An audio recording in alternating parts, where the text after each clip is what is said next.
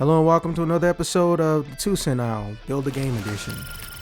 Today we're going to be talking about Marvel Tokon, the newly announced fighting game produced by Arc System Works, known for the Guilty Gear franchise and Blaze Blue, as well as Marvel, and technically Sony, who is handling most of the production, which is why it's PS5 and PC exclusive. So I'm your host and friendly neighborhood referee, Zach Pearson, and today I'm joined by he whose brain knows only calculation, a one scare shuffle.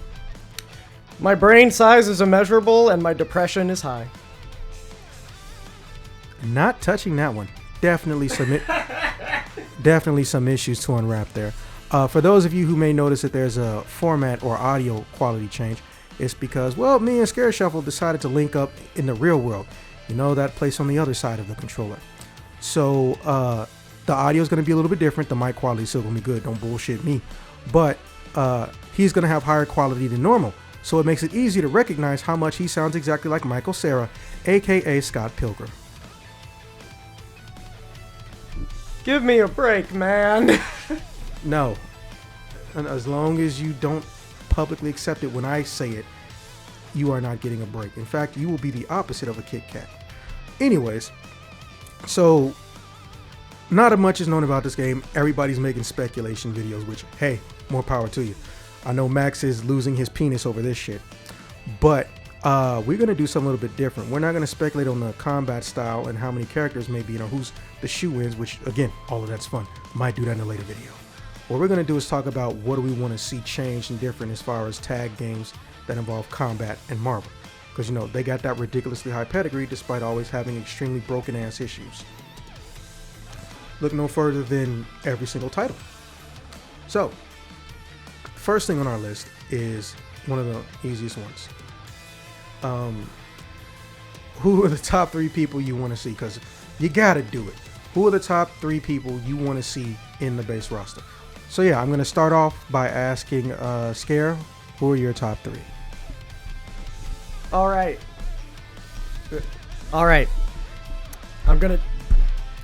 I'm gonna kind of do this I'm gonna break the rule by 1 and make it 4 for the 4v4. Okay, I wonder who he's going to pick. The first one is, yes, this is one slot, all of the Fantastic Four. It's a 4v4.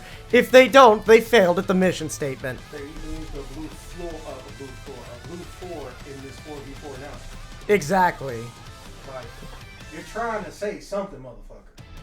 Exactly. And they started with Doom. They just can't show all of them at once. That's for Evo. The characters I actually really want to be in this game, though, as playable. I want Daredevil. Can we please get him in a 2D fighter already? I don't count Marvel Nemesis Rise of the Imperfects. You did the whole title, bro. Don't nobody even think about that game. I'm offended you said the full title. Just say Marvel. I've played too much of that game not to. Child me was none the wiser. Daredevil, though, put him in. I want him in a 2D fighter, like yesterday. My finals are Mysterio. I want that be a cool moveset. Cool ass moveset. And then Moon Knight, because he's my boy. Bitch, that's 4, not 3. I said I was doing 4. Yeah, and I'm still gonna edit it to 3. You bastard. You're welcome. So, for me, it's fucking hard. But I'm gonna tell you right now, number 1, Nightcrawler. Because people don't understand in the real world, man. Nightcrawler is an Olympic level fencer. And he got 3 swords. 2 in the hand and 1 in the tail. He's a swashbuckler. Shut the... That's his daddy. Or some form of his daddy. Former father. That shit is so fucking nasty. We're not gonna get into that. Look, people, don't even look into it. I mean it, don't even look it up. So, fucking... Outside of that, because I haven't seen him in so long, and although he is Cajun, my Creole heart sings and weeps for this man. When we gonna get Remy LeBeau? Give me that gambit, please. It's time for the gambit? Please, just, yeah, come on. Help me out, man. Help an army out, okay? Please, we need him. But just the real question is he going to say Mon Ami as a taunt? Probably not, but listen. He's in basically only 2 fighting games ever. Okay, he's one of the more unique characters who uses a rod and has been in a fighting game and didn't come from SNKville. There's basically, he only exists in the Marvel vs. Capcom formatting. He deserves to be in. I know you're trying to make the roster unique and not just copy Marvel or one-to-one, but you got to remember, this is also a character who essentially never made it into the modern era of fighting games. He's missed 2 whole entire eras and generation of fighting games in 3D format, okay? It's also the perfect time to do it with his rise in popularity again from everything going on. And I'm a Gambit fan and have been for the longest time. I'd be very welcome to his return.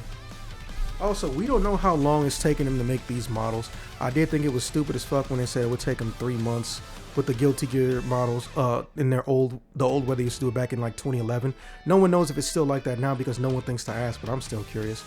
But I feel like he would be one of the funnest characters to design because you have somebody who is the definition of a keep away character, but at the same time, he doesn't really have any weaknesses, so theoretically he would be a glass cannon, like something akin to Akuma. You gotta remember, the cards are the easiest projectile in the world. Having them shoot, having them be a trap, having him rapid fire them, all versions of a projectile you can do with that card essentially. That's fine.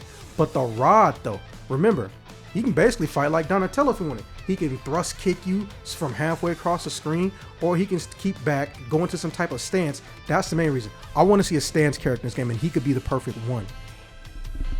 Another thing I would love to see is just them even incorporate no fighting game character with a bow staff, like excluding like Soul Calibur, integrates the defensive aspect of that, of the bow staff. Like, I would love a counter or evade move where he wraps around you with it to get to the other side or something. Find a way to utilize the actual art of the bow staff. So that's why I pick Mon Ami Remy. Fun fact, there's also a voice actor for Star Ocean 3 whose name was Remy LeBeau. Now my third slot, that one was hard, and I'm gonna play the bullshit game like you, but except I'm not gonna get edited out. I want Magic with a K. I want Ilyana Rasputin. Ooh, Yeah. a good pick.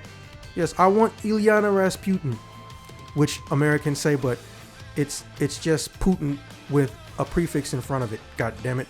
So just say Ras and then Putin. But for some reason, when people see the name, they say Rasputin. And I want fucking X-Man. Surprising no one, the guy who loves X-Men and Marvel vs. Capcom picks a bunch of mutants. I mean, yeah. I mean, hey, at least you didn't say X-Man in your pick. I literally just did. Oh, I thought you were making an X-Men joke. No, Oh, there is an more X. More Cable, I guess. Yes, for those who aren't aware, there is an X-Man character whose alias in battle is X-Man. He had a comic series that ran on for over 50 issues somehow. Because he was popular. He was basically the equivalent of a Trunks character. Anyways, fucking, here's the thing though. I don't even want him because he shouldn't be killable like the Hulk. He could probably beat the Hulk's ass. My thing is just that, like you mentioned, he has a moveset that would defy the realms of logic. And look what they did when they finally made, what's his name? Asuka? Whoever the Guilty Gear character is who used to be called That Man. The one Soul bad guy wanted to kill all the time. I think his name was Asuka. I want him in because that level of chaoticness can only come from him. Imagine a player who's got light-based and traditional telekinetic-based powers. The man can literally fuck with particles with his mind. He is the telekinetic of all telekinetics. I will say though, if we don't get X-Man, I still would be happy with a new moveset of Cable because of what their philosophy is with this, trying to change. Because I would like a more aggressive, comic-accurate Cable, because Cable wasn't that old when he was in MVC2. There wasn't a ton of stuff. He has so much more now to work with. And I don't think Cable's going to get in because Rocket Raccoon. All of what you said essentially applies to Rocket Raccoon. You can make them differentiate. You gotta make Rocket more animalistic and act more like the scrummy little rat raccoon he is. No, I get it, but see, here's the thing you have to remember. Arc System Works, unlike Capcom, they don't actually like the idea of a bunch of character clones.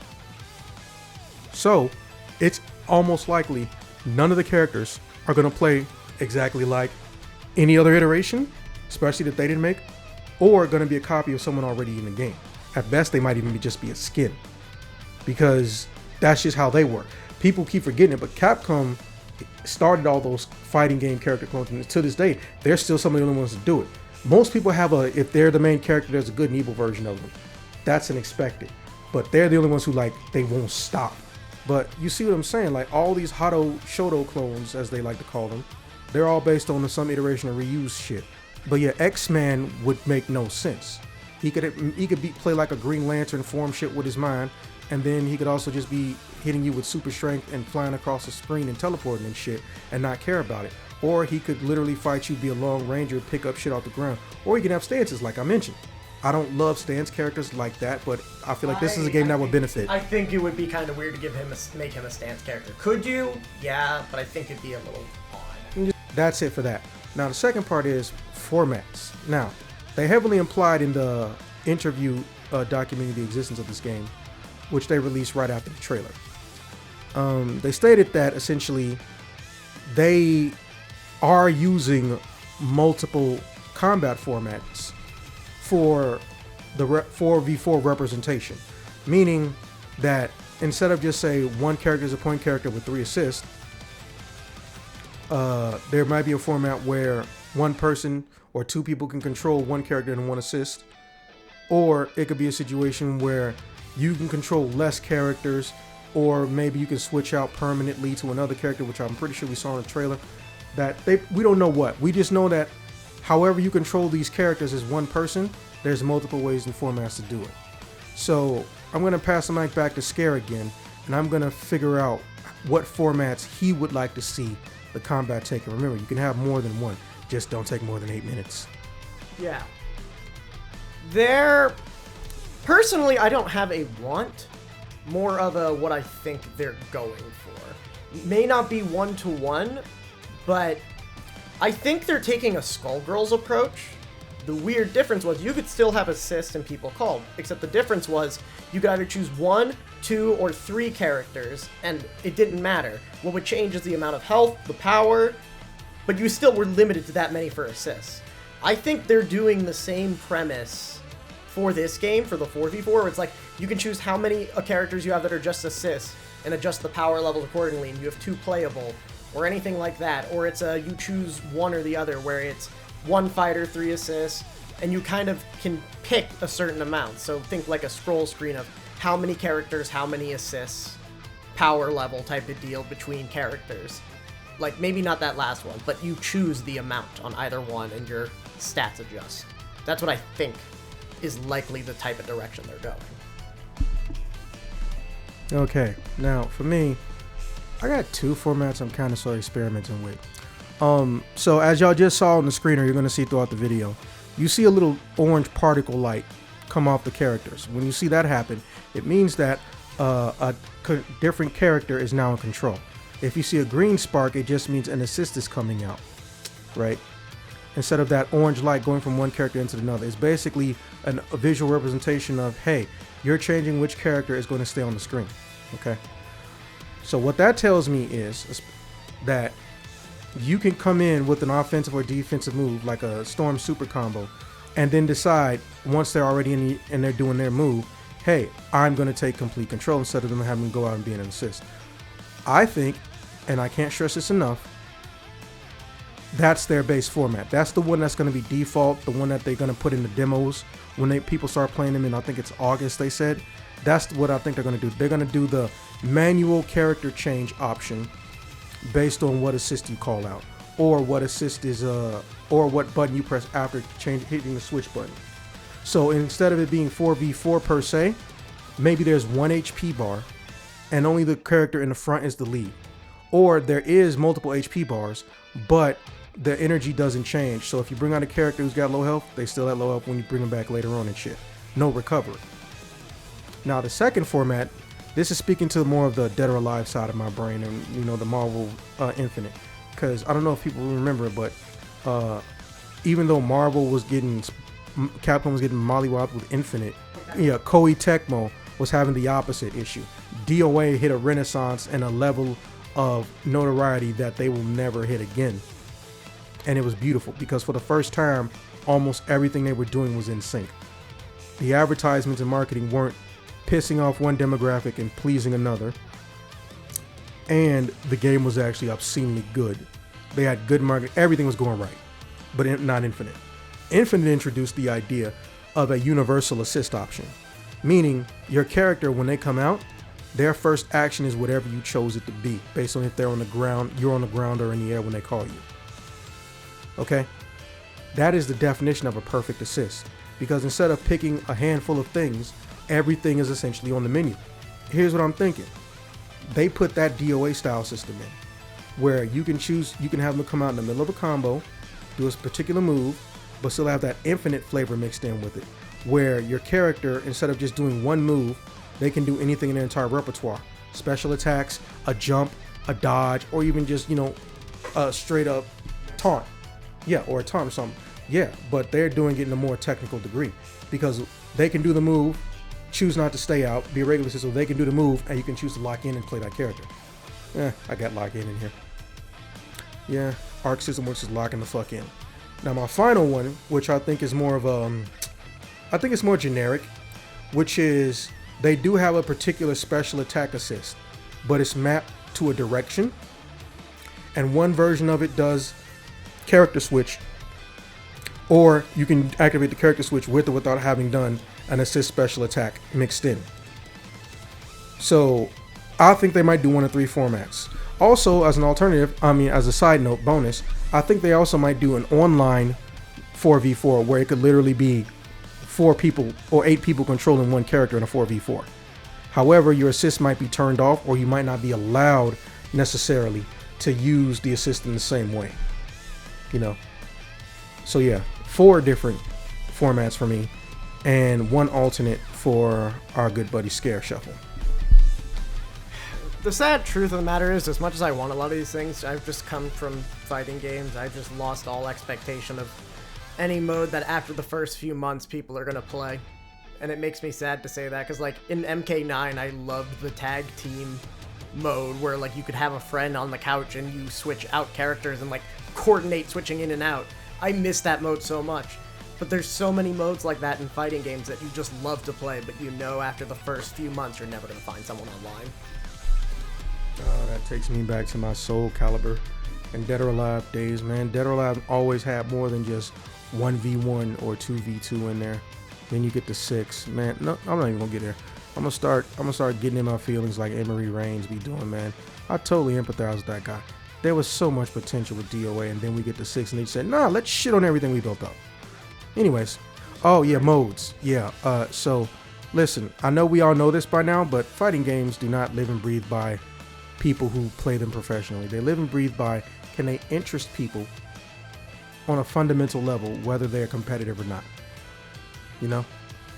and I'm glad that that's a thing, because you have to remember, the easiest way for a genre to survive in any day and age is for people to love it and for it to be profitable at the same time.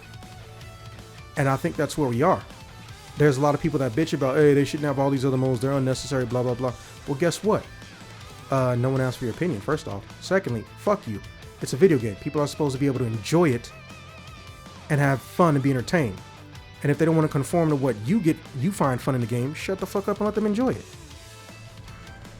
The more options, the better.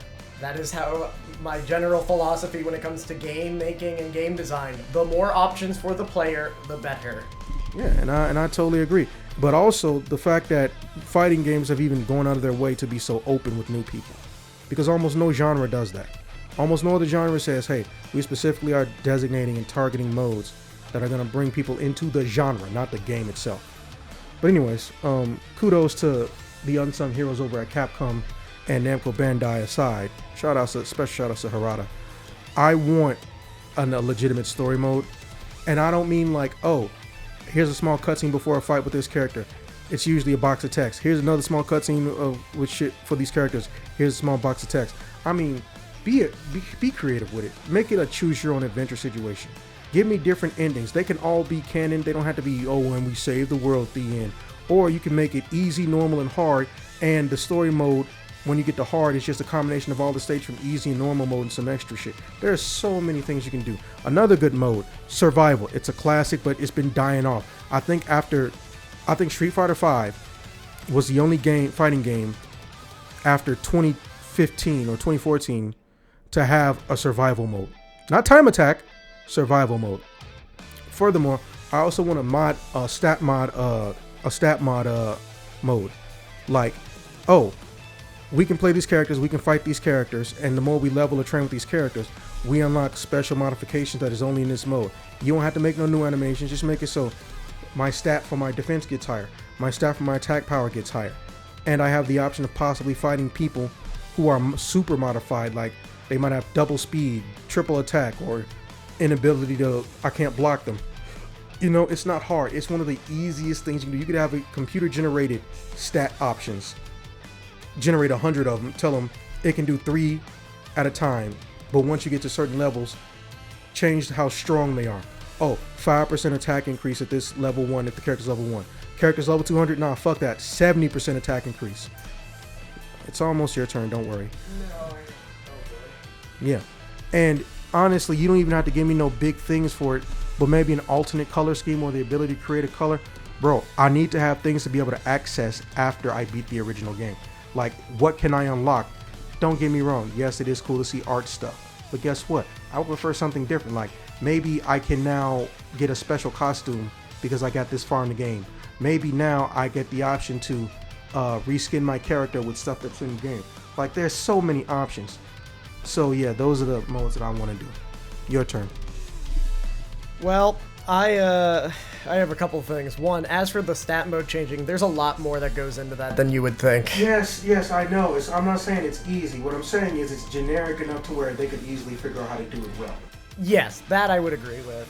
And I agree with the unlockables. I think we need unlockables, whether it be costumes, and I mean costumes, not palette swaps, you know, alternates like that. But you gave me a fear that I didn't even realize I had for story mode. I've played a decent amount of ArcSys games. I love arcade modes. I love story modes and fighting games. ArcSys has text boxes that go on for days. Let me get back, get it. I want story, yes, but I want to be able to play the game too. That's the thing, this is an ArcSys game. That is a very thing that could happen. Yeah, and the worst part is they're one of the worst at it. And it's not fighting game stories. The concept of a video game story in general. ArcSys is notorious for being some of the worst at it. Why you get this back to me? You still got to tell them what mode you want. I thought you had more to say on that. As for that was just me having a PTSD. Oh my god. No, for modes I'm looking for, I mean, very much like I was saying earlier, I want that MK9 tag team mode where you have to coordinate with your opponent. Like, there's rumors of that and there's murmurs of that being here, but we don't know for sure. But I want that tag team where you can swap between each other. Like, you have to coordinate your switches. I don't want you to just be able to call out a motherfucker. I want you to have to work with your fucking friend. Team mode, essentially. Maybe call it something else, or it's less. Because you gave me a good idea for a mode I completely forgot about, but I love. Yeah, I'd like that. I'd like some challenge modes and trials like Street Fighter 6 to help you learn these characters. It's the Marvel IP. There's going to be people who've never played these games before. Please bring that in. Thank you. And ArcSys, please make more understandable fighting game buttons for normies. I've learned it, but you give that to an average person, they're gonna look at the buttons and go, what's a K button? Please make more readable controls. For those of you who aren't familiar with it, Guilty Gear never did hard punch, soft punch, hard kick, soft kick, or light, medium, hard. They did punch, kick, hard slash, and slash. And then there's dust. Yes, the literal button called dust. And they've been doing it since 1999, I believe. They haven't fucking stopped. They haven't fucking stopped. So what he's essentially saying is, don't let the graphics team get fucked over by the developers with stupid asinine shit, like going out of your way to designate certain attacks with definitions that don't apply. Almost no Guilty Gear game anymore when the characters have a kick button isn't an actual kick. They are literally swinging a sword when you press a button called kick. And then there's a punch button. Who actually does a punch outside of Potemkin? and I'm not even joking. Who?